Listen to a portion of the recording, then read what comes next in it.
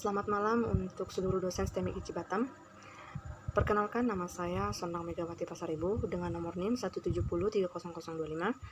Pada malam hari ini saya akan presentasikan tentang seminar proposal yang berjudul Rancang Bangun Sistem Informasi e-Katalog sebagai media promosi berbasis web pada grosir Siti Botania. Bab pertama, pendahuluan. Yang pertama, latar belakang masalah. Semakin pesatnya perkembangannya teknologi dan sistem informasi, semakin tinggi juga pemanfaatannya, sehingga mempermudah aktivitas sehari-hari terutama dalam pekerjaan. Seperti pada saat ini, adanya sistem informasi e-Katalog berbasis web yang dimana digunakan sebagai media promosi dan penjualan produk. Hal ini menimbulkan persaingan antar toko semakin tinggi, yang dimana toko harus memperlihatkan kualitas produk dan apa saja produk yang ada. Contohnya pada grosir Siti Botania, yang dimana toko masih menggunakan brosur sebagai media promosinya, sehingga hal tersebut kurang efektif untuk digunakan. Dan di sini dilakukannya penelitian rancang bangun sistem informasi e-Katalog sebagai media promosi berbasis web pada grosir Siti Botania. Dilakukannya penelitian tersebut untuk mempermudah toko dalam melakukan promosi produk. Yang selanjutnya, rumusan masalah. Yang pertama, bagaimana merancang sistem informasi e-Katalog pada grosir Siti Botania. Yang kedua, dengan adanya sistem informasi e-Katalog, apakah mempermudah pekerjaan di toko? Yang ketiga, apakah sistem informasi e-Katalog dapat diterapkan dengan baik? Yang selanjutnya, batasan masalah. Menjelaskan perancangan apa saja perancangan dalam membangun sistem informasi e-Katalog berbasis web. Yang kedua, apa saja cara dari sistem informasi e-Katalog berbasis web yang telah dirancang. Yang ketiga, sistem yang dibangun hanya untuk bagian promosi atas produk yang ada pada toko. Yang selanjutnya, tujuan penelitian. Yang pertama, untuk mempermudah grosir Siti Botania dalam hal promosi produk toko dengan merancang sistem informasi e-Katalog berbasis web. Yang kedua, untuk mempermudah grosir Siti Botania dalam hal melihat stok barang. Yang ketiga, menjalankan rancang sistem informasi e-Katalog ke dalam sebuah web. Bab 2, landasan teori. Yang pertama, sistem informasi. Pengertian sistem informasi. Menurut Tata Sutabri, dalam Harkansya Andrianov, sistem adalah sebuah himpunan dari beberapa komponen, unsur yang terorganisir, saling tergantung satu sama lain dan saling berinteraksi satu sama lain. Dalam sebuah sistem memiliki bagian-bagian komponen yang saling berkaitan dalam mencapai satu tujuan. Yang selanjutnya, kualitas informasi. Dalam mengelola sebuah sistem, pastinya akan menghasilkan sebuah informasi. Kualitas suatu informasi sangat penting untuk keberhasilannya perkembangan sistem yang akan dirancang. Berikut kualitas informasi yang perlu diperhatikan. Yang pertama, relevansi. Yang kedua, kelengkapan dan keluasan. Yang ketiga, kebenaran. Yang keempat, terukur. Yang kelima, keakuratan. Yang keenam, kejelasan. Yang ketujuh, keluasan. Yang kedelapan, ketepatan waktu. Yang selanjutnya, pengertian sistem informasi. Sistem informasi merupakan gabungan dari perangkat lunak atau software, perangkat keras atau hardware, infrastruktur, dan sumber daya manusia atau sumber daya atau SDM. Keempat bagian tersebut saling berkaitan untuk memberhasil pada sebuah sistem yang nantinya diolah menjadi informasi yang dibutuhkan. Yang selanjutnya, komponen sistem informasi. Sistem informasi memiliki beberapa komponen dan beberapa elemen, yang dimana komponen dan elemen-elemen saling berkaitan, dan memiliki fungsional sehingga sistem informasi dapat berjalan dengan baik. Komponen-komponen yang dimaksud yaitu, yang pertama, input, yang kedua, output, yang ketiga, software, yang keempat, hardware, yang kelima, database, yang keenam, kontrol dan prosedur, yang ketujuh, teknologi dan jaringan komputer. Pengertian perangkat lunak. Rekayasa perangkat lunak adalah ilmu yang membahas tentang aspek-aspek produksi pada perangkat lunak, mulai dari tahap awal yaitu menganalisis kebutuhan pengguna, menentukan kebutuhan pengguna, mendesain, pengkodean, pengujian, sampai ke pemeliharaan sistem setelah dilakukannya pengembangan. Yang selanjutnya, model waterfall.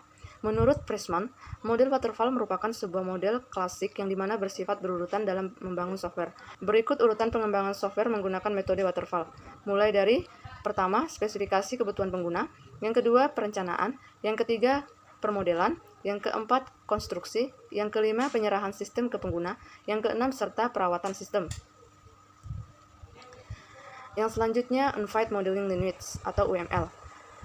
UML merupakan perangkat lunak yang berinteraksi objek, perangkat model yang digunakan untuk menyederhanakan permasalahan yang ada dan merangkumnya sedemikian rupa sehingga mudah untuk dipelajari dan dipahami.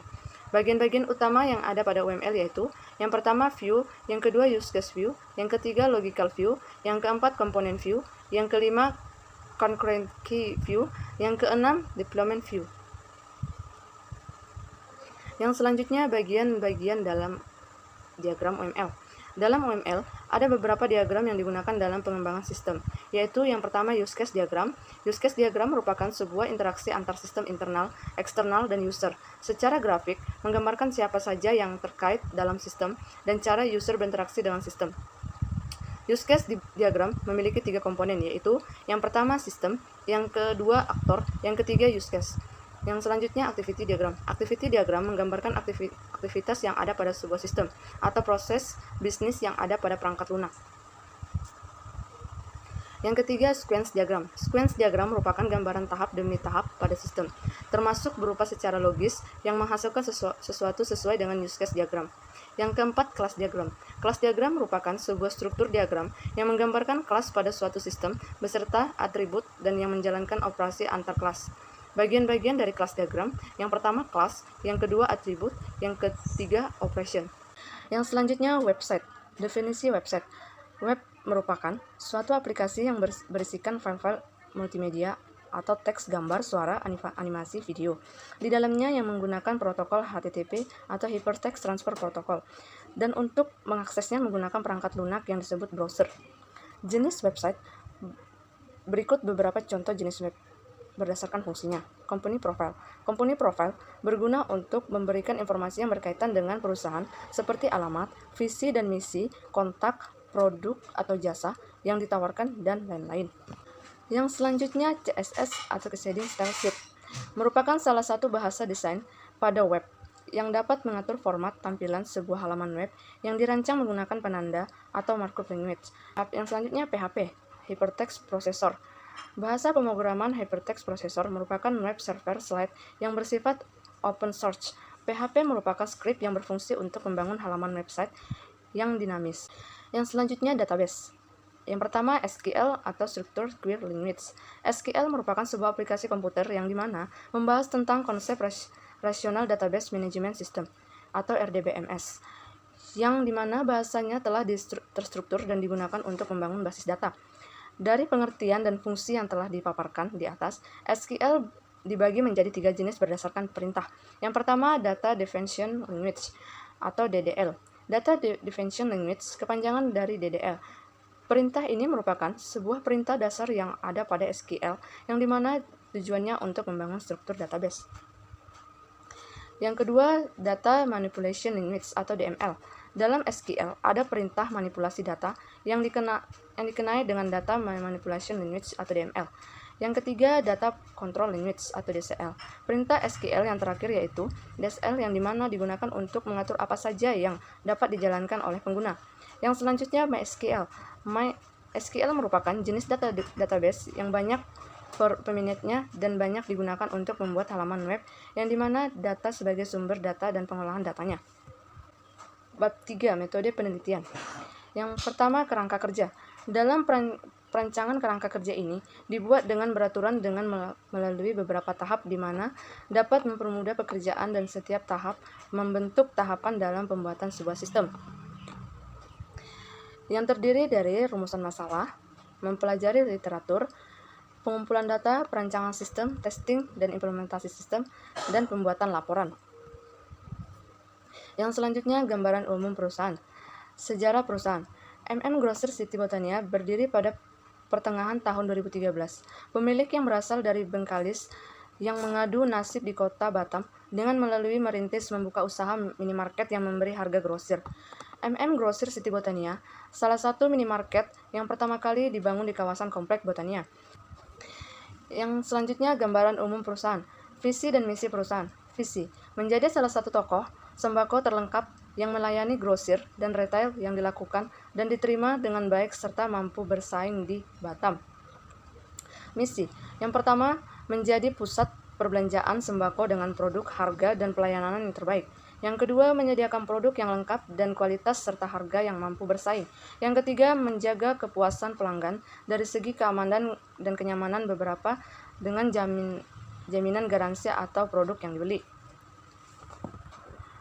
Yang selanjutnya, struktur organisasi dan fungsi operasional. Pada setiap posisi jabatan yang diberikan oleh perusahaan, tentunya masing-masing memiliki tanggung jawab dan kewajiban atas tugas yang mengikuti prosedur yang ada pada perusahaan. Sekian dari presentasi saya ucapkan terima kasih.